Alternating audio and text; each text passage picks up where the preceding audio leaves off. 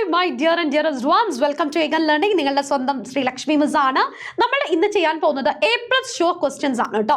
അതായത് എക്സാമിന് വേണ്ടിയിട്ടുള്ള തകൃതിയായിട്ടുള്ള പ്രിപ്പറേഷൻ ആണ് നമ്മൾ ചെയ്യേണ്ടത്. നന്നായിട്ട് എക്സാം ഓറിയന്റഡ് ആയിട്ടുള്ള ക്വസ്റ്റ്യൻസ് പ്രാക്ടീസ് ചെയ്യുക തന്നെയാണ് വേണ്ടത്. അതുകൊണ്ട് തന്നെയാണ് 3 മാർക്കിന്റെയും 4 മാർക്കിന്റെയും എക്സാമിന് ചോദിക്കുന്ന ചോദ്യങ്ങളായിട്ട് ടീച്ചർ വന്നിരിക്കുന്നത്. ഈ ചാനൽ ആദ്യമായിട്ടാണ് കാണുന്നതെങ്കിൽ സബ്സ്ക്രൈബ് ചെയ്യാനും ഫ്രണ്ട്സിലേക്ക് ഷെയർ ചെയ്യാനും മറക്കരുത്. മാക്സിമം നിങ്ങളുടെ ഫ്രണ്ട്സിലേക്ക് ഷെയർ ചെയ്യുക. അവരെല്ലാം നന്നായിട്ട് പഠിക്കട്ടെ. ഇനി ഇതുവരെ സബ്സ്ക്രൈബ് ചെയ്യാത്തവരാണെങ്കിൽ സബ്സ്ക്രൈബ് ചെയ്ത് വെക്കുക. ഇനിയുമുള്ള എക്സാംസിന് നിങ്ങൾക്ക് യൂസ്ഫുൾ ആയിട്ടുള്ള വീഡിയോസ് ഈ ചാനലിൽ ഫ്രീ ആയിട്ട് അവൈലബിൾ ആണ് കേട്ടോ. ഇനി നമുക്ക് എന്ത് ചെയ്യാം, നമ്മുടെ ക്വസ്റ്റ്യൻസിലേക്ക് പോവാം. അതിന്റെ മുന്നേ ഓൾറെഡി നമ്മുടെ ഈ ചാനലിൽ 2 മാർക്കിന് ഉറപ്പായും ചോദിക്കുന്ന ചോദ്യങ്ങൾ നമ്മൾ ചെയ്തിട്ടുണ്ടായിരുന്നു. അത് കാണാത്തവരുണ്ടെങ്കിൽ തീർച്ചയായിട്ടും കാണാം. പിന്നെ നമ്മൾ ഇന്ന് ചെയ്യാൻ പോകുന്ന ക്വസ്റ്റ്യൻസ് ഓർഗാനിക് കെമിസ്ട്രിയിൽ പല ആളുകളും പറഞ്ഞിട്ടുണ്ട്, മിസ്സേ റിയാക്ഷൻസ് ഭയങ്കര കൺഫ്യൂസിംഗ് ആണ്, നെയിമിങ് കൺഫ്യൂസിംഗ് ആണ്, ആ റിയാക്ഷൻസിനെ പ്രൊട്ടക്റ്റ് എഴുതാനും അത് ഏത് ടൈപ്പ് ഓഫ് റിയാക്ഷൻ ആണെന്ന് കണ്ടുപിടിക്കാനാണ് ബുദ്ധിമുട്ട് ഫേസ് ചെയ്യുന്നത്. അങ്ങനെയാണെങ്കിൽ ആദ്യത്തെ ചോദ്യം അതിൽ നിന്ന് തന്നെയാവാം അല്ലേ. ഈ ഒരു ടോപ്പിക് നമുക്ക് ഒരിക്കലും ഒഴിച്ചുകൂടാൻ പറ്റാത്തൊരു ടോപ്പിക്കാണ്. ടൈപ്സ് ഓഫ് റിയാക്ഷൻസ് 100% ഉറപ്പാണ് പരീക്ഷയ്ക്ക് ചോദിക്കും കേട്ടോ. ഇവിടെ തന്നിരിക്കുന്ന ചോദ്യം എന്താണ്, എക്സും വൈയും തന്നിട്ടുണ്ട് അല്ലേ. ഈ തന്നിരിക്കുന്ന എക്സ് കംപ്ലീറ്റഡ് അല്ല, ഇവിടെ നമുക്ക് എന്ത് ചെയ്യാനുണ്ട്, ഫിൽ ചെയ്യാനുണ്ട്. ആദ്യത്തെ ചോദ്യം എന്താണ്, complete the chemical equation X, രാസസമവാക്യം എക്സ് പൂർത്തിയാക്കാനാണ് പറഞ്ഞിരിക്കുന്നത്. എടാ ഇത്ര മാത്രം ആലോചിക്കുക. റിയാക്റ്റന്റ് സൈഡിൽ നിങ്ങൾക്ക് ഓക്സിജൻ എന്ന് പറയുന്ന മോളിക്യൂൾ കാണുന്നുണ്ടെങ്കിൽ അത് 100% എന്ത് റിയാക്ഷൻ ആയിരിക്കും, കമ്പസ്റ്റൻ റിയാക്ഷൻ ആയിരിക്കും. ഏത് റിയാക്ഷൻ ആണ്, കമ്പസ്റ്റൻ റിയാക്ഷൻ ആണ്, ജ്വലനമാണ്.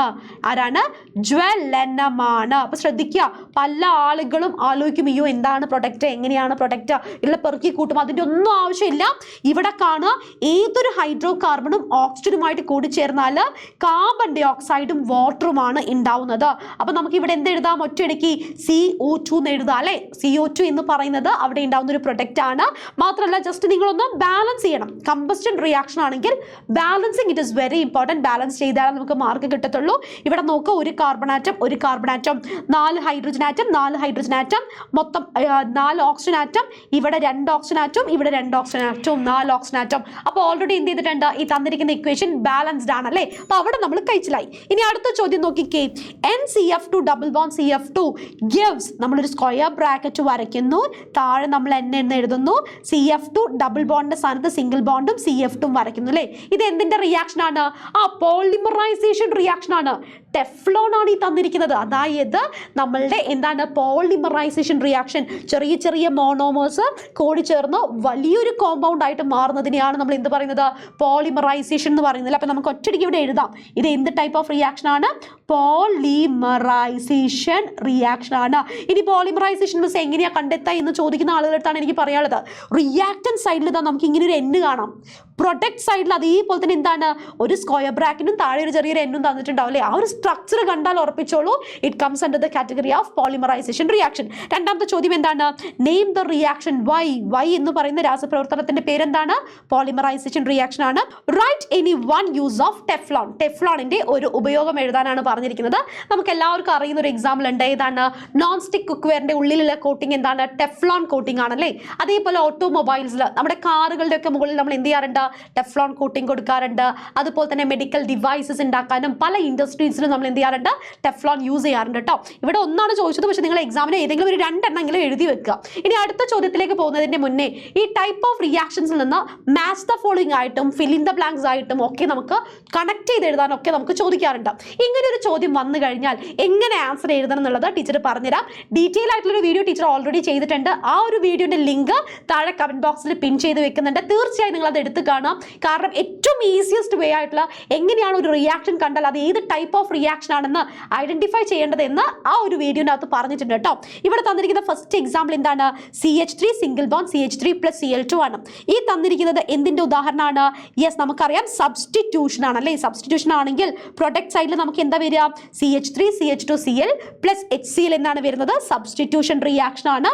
സബ്സ്റ്റിറ്റ്യൂഷൻ റിയാക്ഷനെയാണ് നമ്മൾ എന്ത് പറയുന്നത്, ആദേശ രാസപ്രവർത്തനം എന്ന് പറയുന്നത്. രണ്ടാമത്തെ റിയാക്ഷൻ നിങ്ങൾ നോക്കിക്കേ, C2H6+O2. നമ്മൾ പറഞ്ഞു റിയാക്ടൻ സൈഡിൽ അഭികാരങ്ങളുടെ സൈഡിൽ O2 എന്ന് കണ്ടു കഴിഞ്ഞാൽ ഒറ്റയടിക്ക് നമുക്ക് പറയാം പ്രൊഡക്റ്റ് സൈഡിൽ എന്തൊക്കെയാണ്, കാർബൺ ഡൈ ഓക്സൈഡും വാട്ടറുമാണ്, കമ്പസ്റ്റൻ റിയാക്ഷൻ ആണ്, ജ്വലനമാണെന്ന് പറയാം. ഇനി അടുത്തതാണ് NCH2 ഡബിൾ ബോണ്ട് CH2. എന്താണ്, ഈത്തീൻ്റെ പോളിമറൈസേഷൻ ആണ് അല്ലേ. അവിടെ നമുക്ക് പ്രൊഡക്റ്റ് സൈഡിൽ എന്താണ് കിട്ടുന്നത്, ഈ കാണുന്ന പ്രൊഡക്റ്റ് ആണ് നമുക്ക് കിട്ടുന്നത്, പോളിമറൈസേഷൻ റിയാക്ഷൻ ആണ്. പോളിമറൈസേഷൻ റിയാക്ഷൻ എന്ന് നമുക്ക് എഴുതാൻ സാധിക്കും. ഇനി അടുത്തത് എന്താണ്, അവിടെ തന്നിരിക്കുന്നത് സിംഗിൾ റിയാക്റ്റന്റ് ആണ്, CH3 എന്ന് പറയുന്ന എന്താണ് പ്രൊപ്പൈൻ നമുക്ക് തന്നിട്ടുണ്ട്. ഇങ്ങനെ ഒരു പ്രൊപ്പൈൻ തന്നു കഴിഞ്ഞാൽ അത് എന്തായിട്ടാണ് മാറുന്നത്, ഒരു ആൽക്കീനുമായിട്ട് മാറുന്നു. തെർമൽ ക്രാക്കിംഗ് എന്നാണ് നമ്മൾ പറയുക അല്ലെ. എന്താണ്, താപീയ വിഘടനം അഥവാ തെർമൽ ക്രാക്കിംഗ് ആണ്. ഇനി അടുത്ത എക്സാമ്പിൾ ഏതാണെടാ, അടുത്ത example CH triple bond CH+H2 എന്ന് തന്നിട്ടുണ്ട്. ഇത് ഏത് ടൈപ്പ് ഓഫ് റിയാക്ഷൻ ആയിട്ടാണ് വരുന്നത്, നമ്മുടെ അഡിഷൻ റിയാക്ഷൻ ആയിട്ടാണ് വരുന്നത്. ഇവിടെ ട്രിപ്പിൾ ബോണ്ട് എന്തായിട്ട് മാറുന്നു, ഡബിൾ ബോണ്ട് ആയിട്ട് മാറുന്നു. അഡിഷൻ രാസപ്രവർത്തനം. ഈ ഓരോരോ രാസപ്രവർത്തനം ഞാൻ പറഞ്ഞു ഡീറ്റെയിൽ ആയിട്ട് താഴെ കമന്റ് ബോക്സിൽ പിൻ ചെയ്തിരിക്കുന്ന വീഡിയോനകത്ത് നമ്മൾ എന്ത് ചെയ്തിട്ടുണ്ട്, എടുത്തിട്ടുണ്ട്. ജസ്റ്റ് ഒന്ന് സ്പീഡ് അടിച്ചെങ്കിലും എടുത്ത് കാണുക, നിങ്ങൾക്ക് എക്സാമിന് യൂസ്ഫുൾ ആയിരിക്കും. 100% ചോദിക്കുന്ന ഒരു ടോപ്പിക്കും കൂടിയാണ് കേട്ടോ. ഇനി അടുത്തയിലേക്ക് പോവാണ്. ഇവിടെ തന്നിരിക്കുന്നത് ഒരു സ്ട്രക്ചർ ആണ്. സ്ട്രക്ചർ റിലേറ്റഡ് ആയിട്ടുള്ള 4 ക്വസ്റ്റ്യൻസ് ആണ് തന്നത്. ഇതേപോലെ ഒരു ബ്രാഞ്ച് ഹൈഡ്രോ കാർബൺ തന്നാൽ നിങ്ങൾ ചെയ്യേണ്ടത് 3 സ്റ്റെപ്സ് ഫോളോ ചെയ്യാം. ആദ്യത്തെ സ്റ്റെപ്പ് എന്ന് പറയുന്നത് ലോങ്സ്റ്റ് ചെയിൻ, മുഖ്യ ചെയിൻ കണ്ടെത്തുക. രണ്ടാമത്തെ സ്റ്റെപ്പ് ബ്രാഞ്ച് മാർക്ക് ചെയ്യുക. മൂന്നാമത്തെ സ്റ്റെപ്പ് കറക്റ്റ് ആയിട്ട് നമ്പർ ചെയ്യാം. ഞാൻ ക്വസ്റ്റ്യൻസിലേക്ക് ഒന്നും പോയിട്ടില്ല, ഞാൻ ആദ്യം തന്നെ 3 സ്റ്റെപ്സ് ആണ് ഫോളോ ചെയ്യുന്നത്. ആദ്യത്തെ സ്റ്റെപ്പ് ഞാൻ പറഞ്ഞു ലോങ്സ്റ്റ് ചെയിൻ മാർക്ക് ചെയ്യണം. ഞാൻ ലോങ്സ്റ്റ് ചെയിൻ മാർക്ക് ചെയ്തു. രണ്ടാമത്തെ സ്റ്റെപ്പ് എന്ന് പറയുന്നത് അവിടെ എക്സ്ട്രാ വന്നിരിക്കുന്ന ബ്രാഞ്ചിനെ ഞാൻ എന്ത് ചെയ്തിട്ടുണ്ട്, മാർക്ക് ചെയ്തിട്ടുണ്ട്. മൂന്നാമത്തെ സ്റ്റെപ്പ് എന്ന് പറയുന്നത് ഞാൻ നമ്പർ ചെയ്യണം അല്ലേ. 1 2 3 4 5 ഇങ്ങനെയാണോ ഞാൻ നമ്പർ ചെയ്യുക, അല്ല. നമ്പർ ചെയ്യുമ്പോൾ നമ്മുടെ ബ്രാഞ്ചിന് ചെറിയ നമ്പർ കിട്ടുന്ന രീതിയിലാണ്. ഇങ്ങനെ നമ്പർ ചെയ്യുമ്പോൾ 4 ആയിരുന്നു, എന്നാൽ ഇവിടെ നിന്ന് ഇങ്ങോട്ട് നമ്പർ ചെയ്യുമ്പോൾ രണ്ടാമത്തെ പൊസിഷനിലാണ് നമുക്ക് കിട്ടുക അല്ലെ. അതുകൊണ്ട് നമ്മൾ എന്ത് ചെയ്തു, റൈറ്റിൽ നിന്ന് ലെഫ്റ്റിലേക്ക് നമ്പർ ചെയ്തു. ഇനി ആദ്യത്തെ ചോദ്യം വായിച്ചേ, how many carbon atoms are there in the longest chain.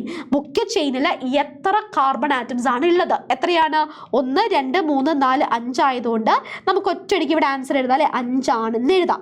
രണ്ടാമത്തെ ചോദ്യം, നെയിം ഓഫ് ദ ബ്രാഞ്ച്, ശാഖ ഏതാണെന്ന് ചോദിച്ചിട്ടുണ്ട്. ഏതാണ്, CH3 ആയതുകൊണ്ട് CH3 എന്ന് എഴുതിയാൽ പോരാ, നെയിം ചോദിച്ചതുകൊണ്ട് മീഥൈൽ എന്ന് എഴുതണം അല്ലെ. മെത്ത് എന്ന് എഴുതരുതേ, എന്താണ്, മീഥൈൽ എന്നാണ് നമ്മൾ എഴുതേണ്ടത്, മീഥൈൽ. അപ്പൊ ഞാൻ ഇവിടെ എഴുതാണ് മീഥൈൽ എന്ന് നമ്മൾ നിർബന്ധമായിട്ടും എഴുതണം. ഇനി അടുത്ത ചോദ്യം എന്താണ്, what is the position number of the branch. ശാഖ ഏത് നമ്പർ ഓഫ് കാർബൺ ആറ്റത്തിലാണ് ഉള്ളത്, രണ്ടാമത്തെ കാർബൺ ആറ്റത്തിലല്ലേ. അതുകൊണ്ട് നമ്മൾ പൊസിഷൻ 2 എന്ന് എഴുതി. അവസാനത്തെ ചോദ്യമാണ്, write the IUPAC name. IUPAC നാമം എങ്ങനെയാണ് വരുന്നത്, രണ്ടാമത്തെ പൊസിഷനിൽ മീഥൈൽ ബ്രാഞ്ച് ഉണ്ട്.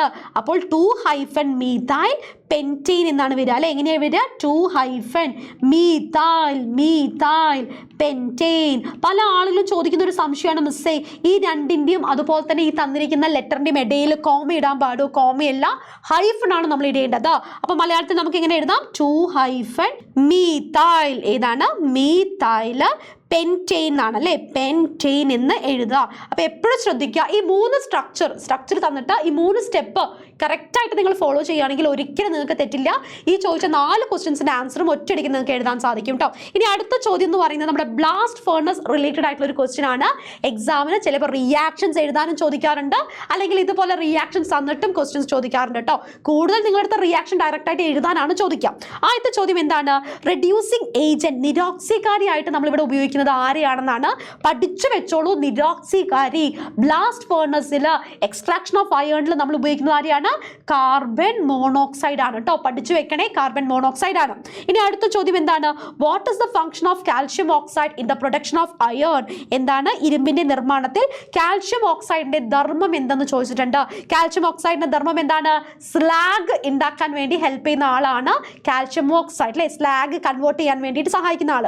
അങ്ങനെയാണെങ്കിൽ which is the slag formed here, ഇവിടെ ഉണ്ടാകുന്ന സ്ലാഗ് ഏതാണ്, അത് നിങ്ങൾ എന്ത് ചെയ്യുക, താഴെ കാണുന്ന കമന്റ് ബോക്സിൽ കമന്റ് ചെയ്യാം. സ്ലാഗ് ഏതാണെന്ന് മാത്രം കമന്റ് ചെയ്താൽ പോരാ, ഈ തന്നിരിക്കുന്ന റിയാക്ഷൻസിൽ സ്ലാഗ് ഫോം ചെയ്യുന്ന റിയാക്ഷൻ ഏതാണെന്ന് ഐഡന്റിഫൈ ചെയ്തിട്ട് താഴെ കാണുന്ന കമന്റ് ബോക്സിൽ കമന്റ് ചെയ്യുക. ടീച്ചർ എന്തായാലും ചെക്ക് ചെയ്യും. സോ നിങ്ങൾ എല്ലാവരും നന്നായിട്ട് എന്ത് ചെയ്യുക, റെസ്പോണ്ട് ചെയ്യുക, നന്നായിട്ട് പഠിക്കുക. എക്സാം നിങ്ങൾക്ക് നന്നായിട്ട് എഴുതാൻ സാധിക്കട്ടെ. ഒരു ബുദ്ധിമുട്ടും ഉണ്ടാവാതിരിക്കണമെങ്കിൽ മാക്സിമം നമ്മൾ എന്ത് ചെയ്യണം, നമ്മൾ ക്വസ്റ്റ്യൻസ് പ്രാക്ടീസ് ചെയ്തിട്ട് വേണം നമ്മൾ എക്സാം ഹാളിലേക്ക് പോകാൻ. ആ ഫുൾ കോൺഫിഡൻസോട് കൂടി വേണം നിങ്ങൾ എക്സാം ഹാളിലേക്ക് പോകാൻ. ടെൻഷൻസ് ഒന്നും വേണ്ട. എത്രത്തോളം നിങ്ങൾക്ക് അറിയാം, എത്രത്തോളം പഠിച്ചു, അത് വെച്ചിട്ട് നിങ്ങൾ എന്ത് ചെയ്യുക, ഈ വരാൻ പോകുന്ന മോഡൽ എക്സാം നിങ്ങൾ എഴുതി നോക്കുക. എന്നിട്ട് എന്തൊക്കെയാണോ നിങ്ങൾക്ക് കുറവുള്ളത്, അല്ലെങ്കിൽ എവിടെയാണോ നിങ്ങൾക്ക് കൂടുതൽ ശ്രദ്ധിക്കേണ്ടത്, അതെല്ലാം ശ്രദ്ധിച്ചിട്ട് പബ്ലിക് എക്സാം നമുക്ക് എന്ത് ചെയ്യാം, ഉഷാറായിട്ട് എഴുതാം കേട്ടോ. സോ ഡോണ്ട് വറി, ഞങ്ങൾ നിങ്ങളുടെ കൂടെ എന്തായാലും ഉണ്ടാവും. അപ്പോൾ കമന്റ് ബോക്സിൽ കമന്റ് ചെയ്യാൻ മറക്കരുത്. Bye, see you soon.